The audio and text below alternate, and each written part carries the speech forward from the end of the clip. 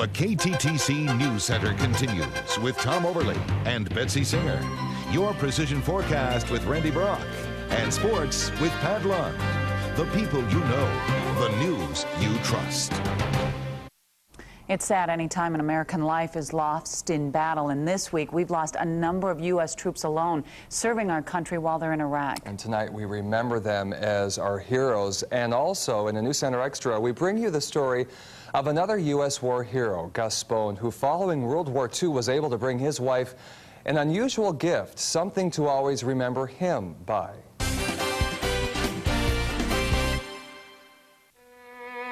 This is a story about an unusual wedding dress. And then embroidered with that. November 30th, 1946, a day Isabel will never forget. It just brings back memories. And it was the day she married the love of her life, Gustav Spohn. The dress she wore that day was designed and lovingly crafted by her sister. I wonder how it would feel to be married in that.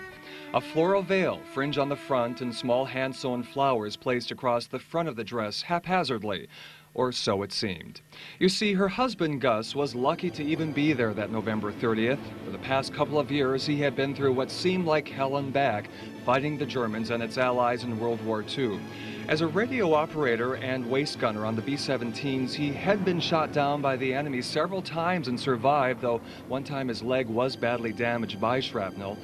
Then came a November night in 1945. He and his crew were flying over occupied Yugoslavia when their B-17 was hit by the enemy. The crew had to parachute to save itself. Gus jumped from the bomb hatch near the bottom of the plane, on the way out badly injuring his leg once again. Crew members aboard that B-17 were captured by the Germans, all except for Gus and another man. And for the next couple of months in enemy territory, they survived, though nearly starving to death. Gus used his parachute to secure his badly injured and bleeding leg. During those months, the U.S. government and then his family had given up hope. They actually gave him a death certificate. But miraculously, more than 3 months later, Gus and his companions saved themselves through the help of a Yugoslav partisan group. So 1 year later, on that November 30th wedding day, there were many reasons to celebrate the end of World War II, Gus's surprise and safe return. But it wouldn't have happened had it not been for this wedding dress.